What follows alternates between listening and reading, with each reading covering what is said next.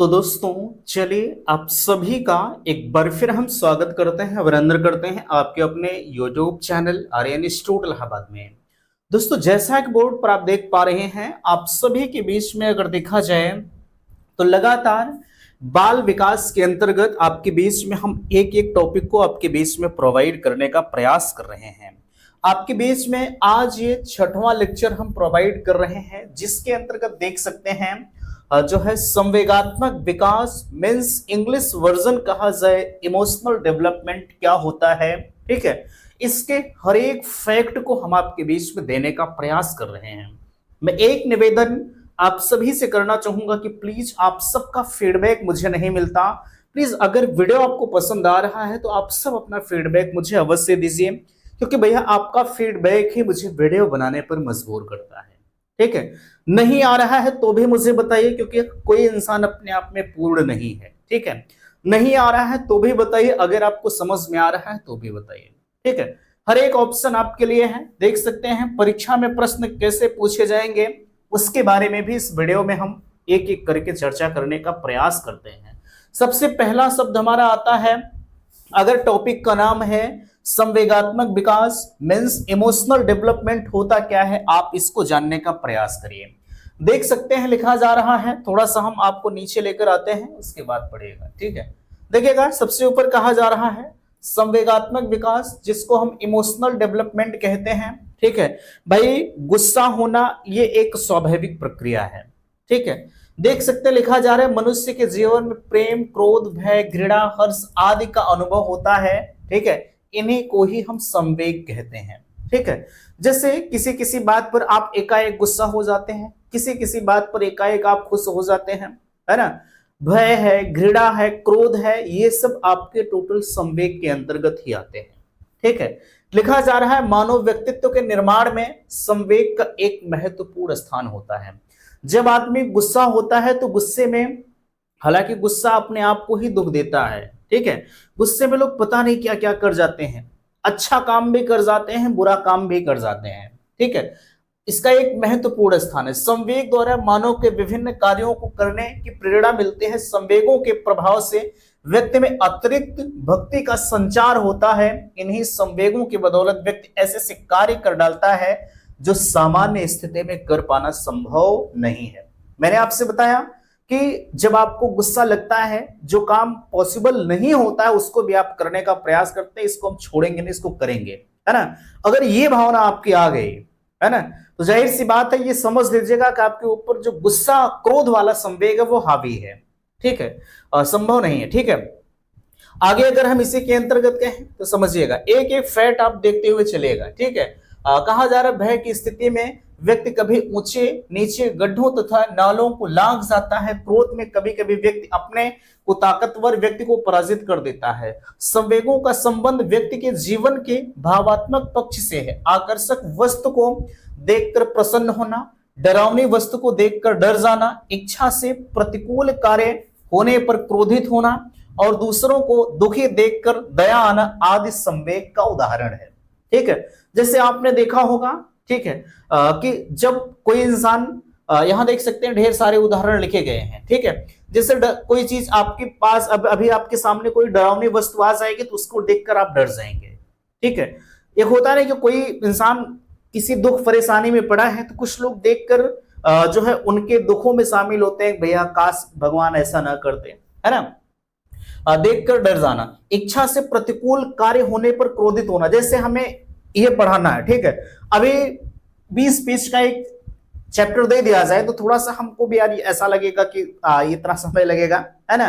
क्योंकि बहुत ज्यादा लॉन्ग वीडियो बनाने का कोई मतलब नहीं होता है ना। भाई आपको पढ़ना है, आप नहीं पढ़ेंगे तो मेरे वीडियो बनाने का कोई मतलब नहीं होगा।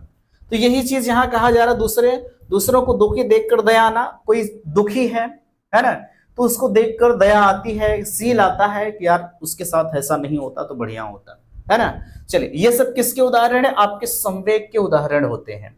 आगे अगर इसी के अंतर्गत हम कहें, देख सकते हैं आगे आपसे, संवेगों का उदय होने पर व्यक्ति के शारीरिक और मानसिक दशा में परिवर्तन आ जाता है। आपने देखा होगा जब इंसान, कोई इंसान होते हैं जो गुस्से से एकदम लाल हो जाते हैं। ठीक है, पूरी शरीर उनकी रेड में हो जाती है। ठीक है। अब देखिएगा एक होता नहीं कि कभी कभी आंखें बिल्कुल लाल हो जाती है ना, ये सब किसके उदाहरण है, ये सब हमारे इमोशनल डेवलपमेंट मींस संवेग के उदाहरण होते हैं।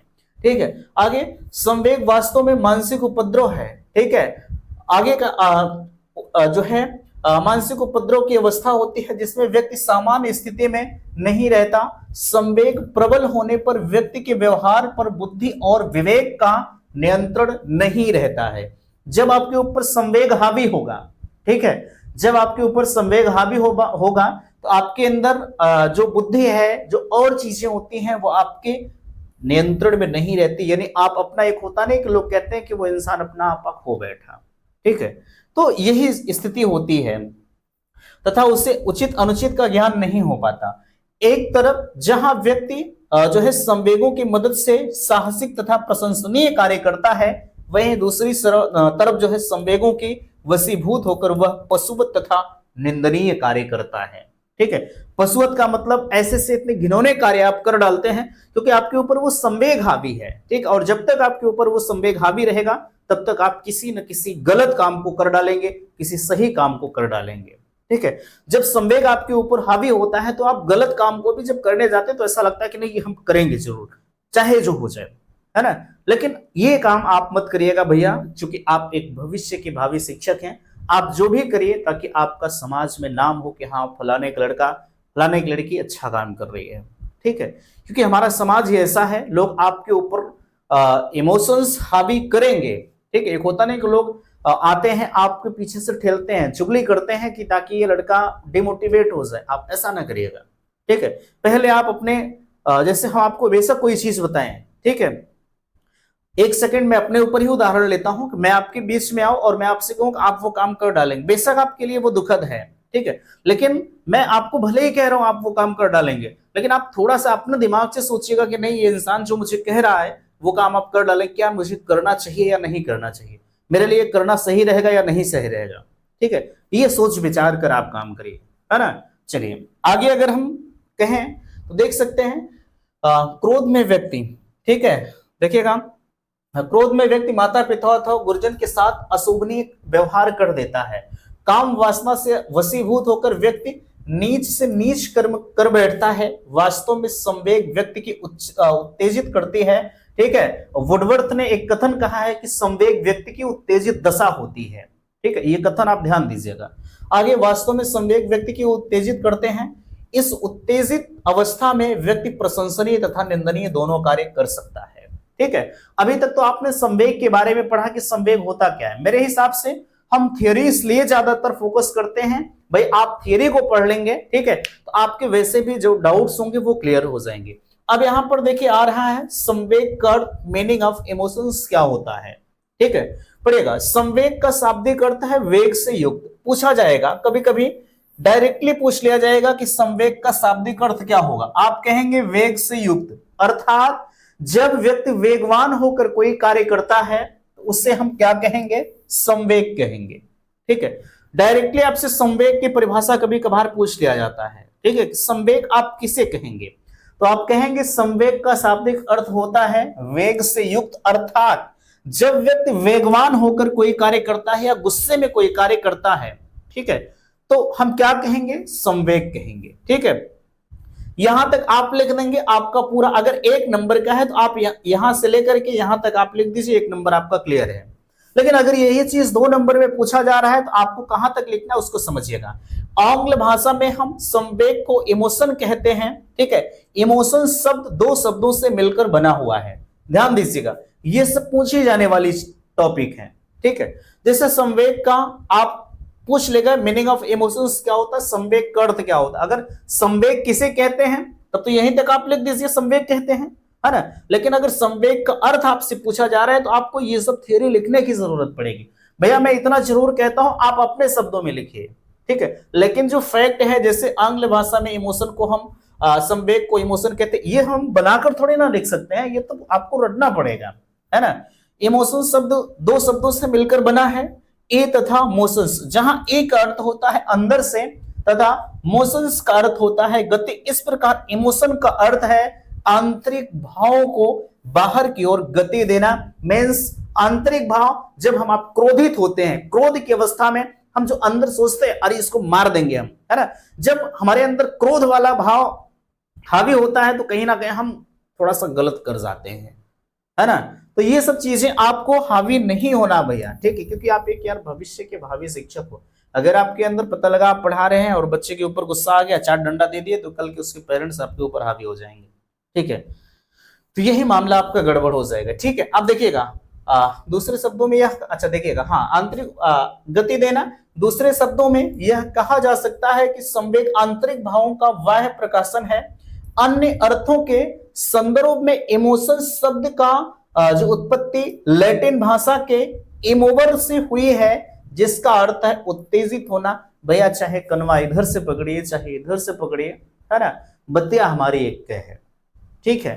अब लेकिन ये देखिएगा, थोड़ा सा आप ऊपर नीचे देख लीजिए, देखिएगा यहां आपके बीच में कौन सा शब्द कहा गया, आंग्ल भाषा में कहा गया, ठीक है। यहां आपके बीच में आंग्ल भाषा में कहा गया, आगे आपके बीच में कौन सी भाषा में कहा जा रहा है, ध्यान दीजिएगा, आगे आपसे लैटिन भाषा में कहा जा रहा है, ठीक है। लैटिन भाषा में इमोवर से हुई है, व्यक्ति की जिसका अर्थ है उत्तेजित होना। इस प्रकार संवेग व्यक्ति की मानसिक एवं शारीरिक उत्तेजित अवस्था है। उदाहरण अब यहां से पढ़िएगा, व्यक्ति किसी भयावह या डरावनी वस्तु को देखकर क्या होता है, डर जाता है। अभी आपके पास जैसे आप रात में चल रहे हो, ठीक है, एकाएक कोई ब्लैक कलर की चीज आ जाएगी, बेशक वो इंसान ही हो क्यों ना हो, ठीक है, तो भाई थोड़ा सा हम आप डर सहम जरूर जाएंगे, अरे यार क्या चीज आ गया, है ना।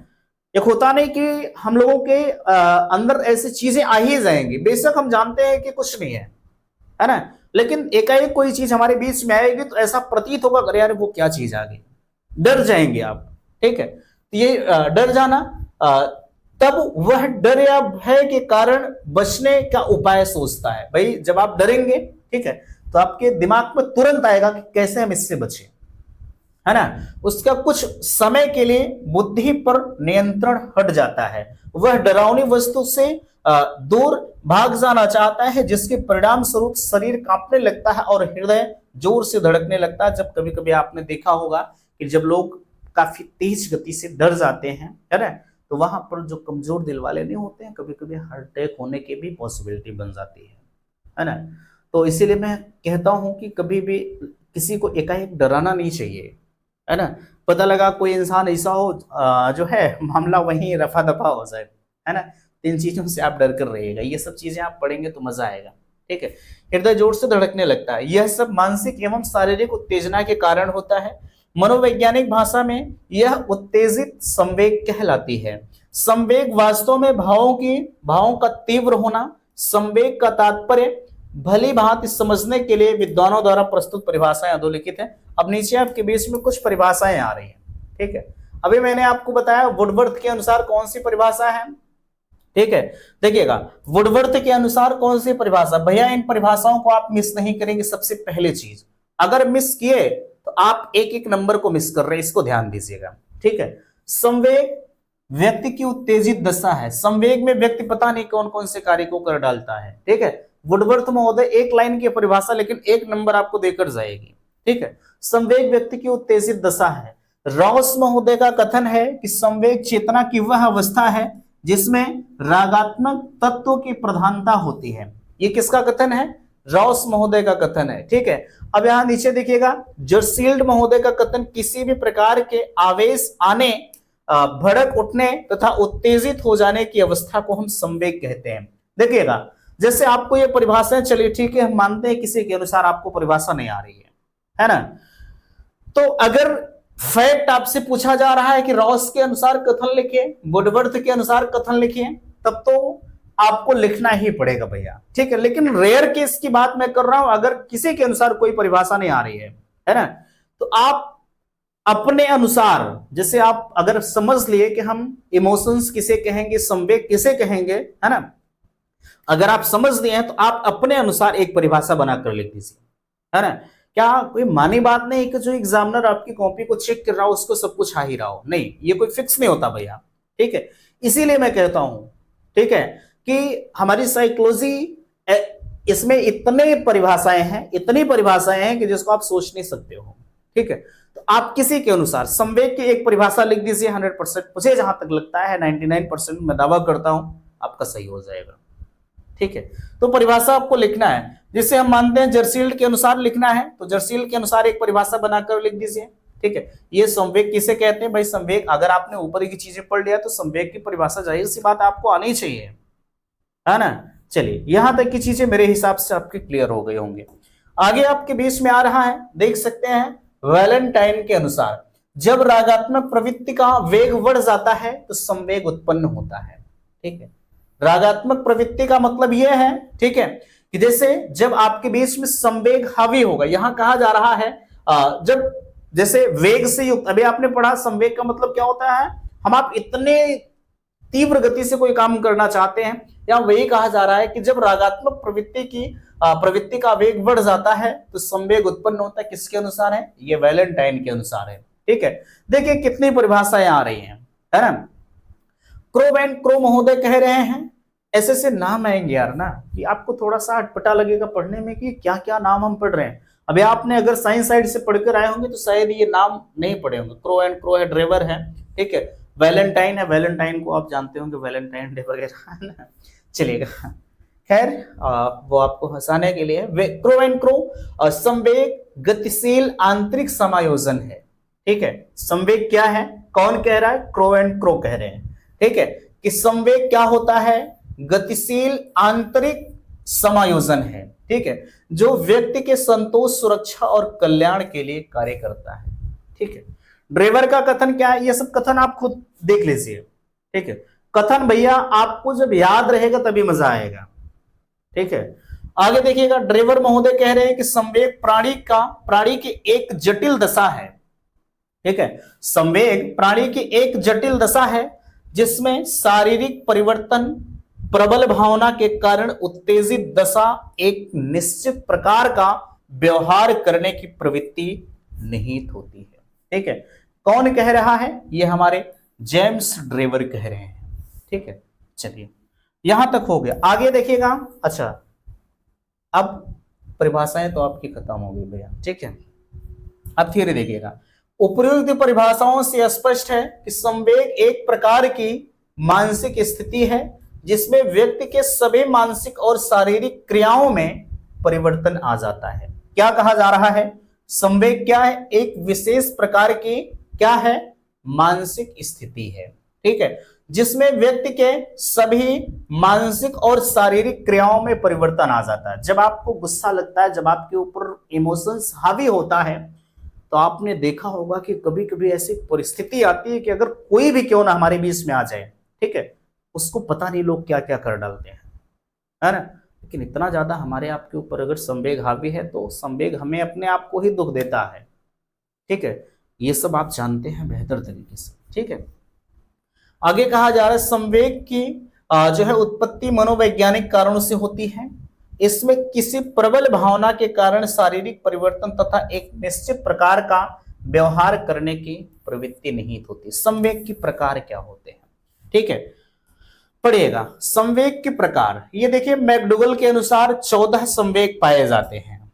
ठीक है, इसमें 10 संवेग है, आगे मैं आपको बता रहा हूं। ठीक है, देखिएगा, संवेग का संबंध मूल प्रवृत्तियों से होता है। प्रत्येक संवेग का अपना एक मूल प्रवृत्ति होती है। ठीक है, मैकडूगल ने मूल प्रवृत्तियां 14 बताई हैं। ठीक है, प्रत्येक संवेग किसी न किसी मूल प्रवृत्ति से संबंध होता है। ये 14 है संवेग। देखिएगा, एक आपका भय है, क्रोध है, घृणा है, वात्सल्य है, करुणा है, कामुकता है, आश्चर्य है, आत्महीनता है, आत्माभिमान है और एकाकीपन है। आगे देखिएगा, भूख है, ठीक है, अधिकार है, कृति भाव है, आमोद है। ठीक है, अब सबके अपने अपने, ठीक है, जैसे सबके अपने अपने क्या होंगे, जो है यहां देख सकते हैं, सबके अपने अपने मूल प्रवृत्तियां होती हैं। मूल प्रवृत्तियों को हम आगे भी बताएंगे, आप परेशान मत होइएगा।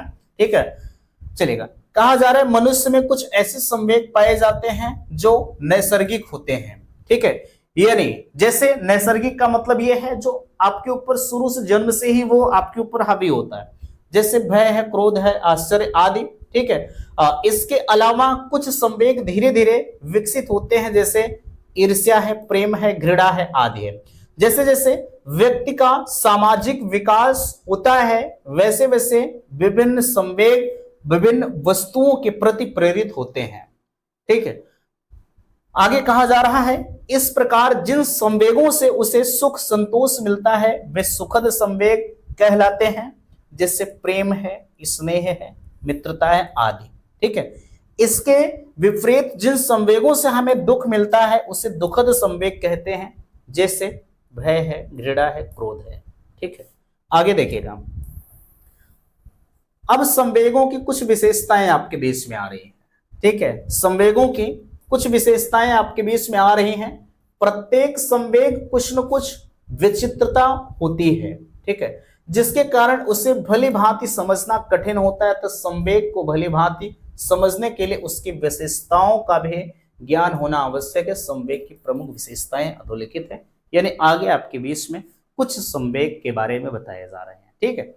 अब देखिएगा यहां जो इंटेंसिटी मीन्स तीव्रता, ठीक है। संवेग की प्रमुख विशेषता क्या होती है? तीव्रता होती है, ठीक है, जो प्राणी में एक तूफान उत्पन्न कर देती है, ठीक है। भाई जब आपके ऊपर गुस्सा हावी होगा, क्रोध हावी होगा, तो कहीं ना कहीं आपके अंदर क्या उत्पन्न होगी? आप कहेंगे तूफान उत्पन्न होता है, ठीक है। आगे भिन्न भिन्न प्राणियों में संवेग की तीव्रता भिन्न भिन्न होती है। उदाहरण, बालकों की अपेक्षा वयस्कों में और स्त्रियों की अपेक्षा पुरुषों में संवेग की तीव्रता कम होती है, ठीक है। स्त्रियों की अपेक्षा पुरुषों में संवेग की तीव्रता कम होती है, यानी जो महारानियां होती हैं वो हम आपसे ज्यादा हावी होती हैं, ठीक है। आगे, बालकों की अपेक्षा वयस्कों में, ठीक है, भाई जो बालक होंगे उससे ज्यादा तो वयस्क, जाहिर सी बात है, ठीक। चलिए, व्यापकता क्या होती है? देखिएगा, संवेग में व्यापकता होती है और वह सभी प्राणियों में क्या होता है? पाई जाती है। उदाहरण, बालक को उसका खिलौना छीनने से, मनुष्य को उसकी आलोचना करने से तथा बिल्ली को उसके बच्चों को छेड़ने से क्रोध आ ही जाता है, ठीक है। कहा जा रहा है संवेग में व्यापकता होती है, वह सभी प्राणियों में पाई जाती है। उदाहरण, बालक को उसका, जैसे एक छोटा सा बालक है तो उसके खिलौनों को छीन लीजिए तो वो तुरंत रोने लगेगा, ठीक है। आगे, मनुष्य की उसकी आलोचना, जैसे हम आपके लिए बेहतर कर रहे हैं बट आप मेरी आलोचना कर रहे हैं कि नहीं फला आदमी ऐसा है, ठीक, तो जाहिर सी बात है थोड़ी बहुत झल्लाहट जरूर रहेगी, ठीक है। दूसरा यहाँ ये है कि बिल्ली को, यार कोई भी इंसानों में बिल्ली की ही बात नहीं करूंगा, बिल्ली हुआ, कुत्ता हुआ, किसी का भी बच्चा हो, भी आपके यहाँ गाय होगी, ठीक है, या भैंस होगा, उसके बच्चे को उससे अलग कर दीजिए, थोड़ा सा जो है कहीं छिपा दीजिए तो देखिए वो बोलने लगती है ना। मैं पर्सनल बिल्ली की ही बात नहीं करूंगा, ठीक है, तो क्या होता है, उनको छेड़ने से क्रोध आ ही जाता है, ठीक है, लेकिन अब वो जानवर हैं, ठीक है। चलेगा, वैयक्तिकता क्या होती है? ध्यान दीजिएगा, और संवेग में वैयक्तिकता पाई जाती है। उदाहरण, भिखारी को देखकर एक व्यक्ति को दया आती है, ठीक है।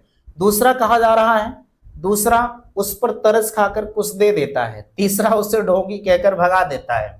इस प्रकार विभिन्न व्यक्ति एक समय में एक ही संवेग को प्रति भिन्न भिन्न प्रक्रिया दर्शाते हैं। जैसे यार वाकई में कहा गया है, ठीक है, सच सही है कि जो हमारे ऊपर संवेग होता है वो कहीं ना कहीं अलग अलग होता है। जैसे हमारे आपके यहाँ भी कोई भिखारी आ रहा है, वो नए नए इसमें है, ठीक है, तो हम आप कहते हैं यार कहीं जाओ भीख मांगने से बढ़िया यहाँ कमाओ खाओ, ठीक है, लेकिन हम आप तो ये कह रहे हैं, ठीक है, लेकिन वही कोई इंसान ये कह रहा है कि भैया चलिए अब बेचारा आया है तो उसको का हम लोग भी देते हैं, ऐसा नहीं है, लेकिन एक प्रतिक्रिया देते हैं कि नहीं देते हैं, ठीक है, लोग कह देते हैं। यहाँ वही तो कहा जा रहा है कि भिखारी को देखकर एक व्यक्ति को दया आ जाती है, दूसरा उससे कुछ तरस खाकर कुछ न कुछ दे देता सो सब कोई है लेकिन कुछ सुना कर देता है, तीसरा उसे डोंगे कहकर भगा देता है। आज के समय में वाकई में देखा जाए यार, नए नए जो युवा हमारी पीढ़ी है, ठीक है, वो भी कहीं ना कहीं झोला लेकर निकल पड़े हैं, है ना। भाई कमाने से बढ़िया है कि हम मांग लेंगे खा लेंगे, लेकिन ये नहीं करना चाहिए, आप कमाओ खाओ, ठीक है। इस प्रकार जो है विभिन्न व्यक्ति एक समय में एक ही संवेग, भाई संवेग तो एक के हैं लेकिन प्रतिक्रिया हमारी अलग अलग निकल रही है, ठीक है। चलेगा, सुख अथवा दुख के भाव निहित होना, ठीक ठीक है। संवेग में सदैव जो है सुख दुख का भाव निहित होता है। उदाहरण, भय संवेग के साथ दुख का भाव तथा जो है वात्सल्य संवेग के साथ सुख का भाव निहित होता है। ठीक है, इसमें कुछ बताने वाली बात है ये नहीं। हमारा लास्ट पेज आपके बीच में ओपन हुआ है, समझिएगा। यहां आ रहा है दृढ़ता। ठीक है, संवेग में सामान्यता दृढ़ता की प्रवृत्ति होती है, अर्थात बहुत समय तक बना रहता है। उदाहरण, बाहर से क्रोध करके आने वाला व्यक्ति घर में बाल बच्चों पर क्रोध प्रकट करता है। आपने देखा होगा, भाई ये कहने वाली बात नहीं है, ठीक है, लेकिन फिर भी ये साइकोलॉजी है। यहां पर आपको शर्म वरम सब खत्म कर देना है। ठीक है, होता नहीं है, लोग कह देते हैं कि भैया आज ये लगता है घर से गुस्सा करके आए हैं और हम लोगों को मार रहे हैं, बच्चों को मार रहे हैं। ठीक है, अब गुस्सा किस पे किया आप समझ सकते हैं। ठीक है, तो यहां वही कहा जा रहा है कि दृढ़ता संवेग में सामान्यता दृढ़ता की प्रवृत्ति होती है, अर्थात बहुत समय तक बना रहता है। उदाहरण, बाहर से क्रोध करके आने वाला व्यक्ति घर में अपने बाल बच्चों पर क्रोध प्रकट करता है। कभी कभी जो है जो बाहर से किसी को हुआ रहता है, वो घर में आते हैं, कहीं अपने वाइफ को मारते हैं, कहीं अपने बच्चे को मारते हैं, किसी को कुछ कह रहे हैं, है ना। तो ये सब हमारे संवेग ही होते हैं। स्थानांतरण, ट्रांसपेरेंसी से हम कहते हैं। संवेग कभी कभी स्थानांतरित भी हो जाया करते हैं। उदाहरण, यदि कोई व्यक्ति किसी पर क्रोधित होता है तो ऐसी स्थिति में दूसरा व्यक्ति उसे समझाने का प्रयत्न करता है तो वह समझने वाले व्यक्ति पर क्रोधित हो सकता है। ठीक है, जैसे हम गुस्सा हैं, ठीक है, मैं अपना उदाहरण दे रहा हूं। जैसे हम गुस्सा हैं, आप आए, भैया ऐसा नहीं करना चाहिए, ठीक है, अरे उनको ऐसा नहीं होना चाहिए था, हमको आप समझा रहे हैं और हमारा जो गुस्सा है वो आपके ऊपर हो गया। ठीक है, तो कहीं ना कहीं जो गुस्सा हमारा वो स्थानांतरण हुआ या नहीं। आज के समय में समझाना भी एक बड़ा दुश्वार काम है। ठीक, चलेगा। अब संवेगात्मक संबंध क्या है, देखिएगा। संवेगात्मक संबंध के अंतर्गत अगर कहें तो समझने का प्रयास करिएगा भैया, लास्ट चल रहा है। देखिएगा, संवेग की दशा में व्यक्ति का किसी अन्य व्यक्ति वस्तु अथवा किसी विचार से संवेगात्मक संबंध होता है। एक व्यक्ति अपने पुत्र से प्रेम करता है और यदि उसके बारे में कोई खराब बात सुनता है तो वह दुख संवेग का प्रकाशन करने लगता है, क्योंकि व्यक्ति और पुत्र में एक संवेगात्मक संबंध होता है। भाई जाहिर सी बात है, जैसे आपके पास कोई पुत्र है, ठीक है, आप अपने पुत्र से बहुत प्रेम कर रहे हो, लेकिन अगर आप उसके बारे में कुछ गलत सुनोगे तो कहीं ना कहीं आपको गुस्सा तो आना बिल्कुल लाजमी है। ठीक है, तो यहाँ वही कहा जा रहा है कि किसी व्यक्ति संवेग की दशा में व्यक्ति किसी अन्य व्यक्ति से वस्तु अथवा किसी विचार के संवेगात्मक संबंध होता है। ठीक, उदाहरण, एक व्यक्ति अपने पुत्र से प्रेम करता है और यदि उसके बारे में कोई खराब बात सुनता है तो वह दुख संवेग का प्रकाशन करने लगता है, क्योंकि व्यक्ति और पुत्र में एक संवेगात्मक संबंध होता है। मूल प्रवृत्तियों का संबंध, संवेग की मूल प्रवृत्ति संवेग की उत्पत्ति मूल प्रवृत्ति से होती है, अतः प्रत्येक संवेग का मूल प्रवृत्ति से संबद्ध होता है। मैं आपके बीच में मूल प्रवृत्ति के बारे में बताऊंगा। ठीक है, अब देखिएगा यहाँ शारीरिक परिवर्तन क्या होता है। संवेग की अनुभूति के समय विभिन्न प्रकार के शारीरिक परिवर्तन होने लगते हैं। ठीक है, उदाहरण, भय और क्रोध के समय जो है भूख का न लगना। ठीक है, प्रसन्नता के समय हंसना। ये सब कौन से हैं? ये सब आपके शारीरिक परिवर्तन के अंतर्गत आते हैं। कभी कभी आपने देखा होगा, ठीक है, जब आपको बहुत ज्यादा गुस्सा लगा रहता है या बहुत ज्यादा आप कष्ट में होते हैं तो पूरा दिन आपको भूख नहीं लगती है। ठीक है, चलिए, क्रियात्मक प्रवृत्ति क्या होती है इसको देख लीजिएगा, लास्ट आपके बीच में। हाँ, ये लास्ट ही है। ठीक है, क्रियात्मक प्रवृत्ति क्या है देख लीजिएगा। संवेग की अनुभूति के समय व्यक्ति क्रियात्मक प्रवृत्ति होती है, अर्थात कोई ना कोई व्यक्ति कार्य करने के लिए उन्मुख रहता है। उदाहरण, लज्जा का अनुभव होने पर स्त्री आंखें नीची कर लेती है। ठीक है, ये तो जाहिर सी बात है। स्काउट का कथन है कि संवेग में एक निश्चित दिशा में क्रिया की प्रवृत्ति होती है। इसको छोड़िए आप, ठीक है, चूंकि ये कभी पूछा नहीं गया, लेकिन फिर भी अगर आपके बीच में आया भैया तो आप थोड़ा सा इसको ध्यान दीजिएगा। ठीक है, संवेग का स्थायी भाव, इमोशनल ऑफ जो है सेंटिमेंट। ठीक है, कहा जा रहा है संवेग एक मानसिक क्रिया है जो अस्थिर होती है, इसकी अनुभूति कुछ देर के लिए होती है। स्थायी भाव एक मानसिक संरचना है जो व्यक्ति जो व्यक्ति न होकर भी सदैव बनी रहती है। ठीक है, जो व्यक्ति न होकर के सदैव बनी रहती है। मैकडूगल के अनुसार संवेग अनुभव का एक प्रकार जो है एक प्रकार कार्य की प्रणाली है। प्रणाली फिर से पढ़िएगा, संवेग अनुभव का एक प्रकार कार्य की प्रणाली, क्रिया की एक विधि है, अस्थायी भाव संरचना तथा एक तथ्य जो है अस्नायु विन्यासों का एक संगठित अवस्था है जो कार्य करने के अवसरों के बीच में जो है न्यूधानिक शांत दशा में रहता है। ठीक है, हालांकि ये मैकडूगल का जो कथन है ये कभी पूछा नहीं गया है। ठीक है, लेकिन फिर भी आपके बीच में अगर आया है तो थोड़ा सा इसको भैया आप कंठस्थ कर लीजिएगा। ठीक है, बाकी मेरे हिसाब से ये मैंने आपको इमोशनल डेवलपमेंट बताया। ठीक है, तो समझ में जरूर आया होगा, बट अगर आपको कहीं किसी भी प्रकार की समस्या है तो आप अपनी बातों को बेधड़क हमसे कह सकते हैं। कमेंट बॉक्स आपके लिए खुला है। ठीक है, तो मिलते हैं आपसे नेक्स्ट अगले वीडियो में। वीडियो को लाइक कीजिएगा, शेयर कीजिएगा, और चैनल पर पहली बार विजिट किए हैं तो चैनल को सब्सक्राइब जरूर कीजिएगा। वीडियो समाप्त करते, थैंक्स, धन्यवाद।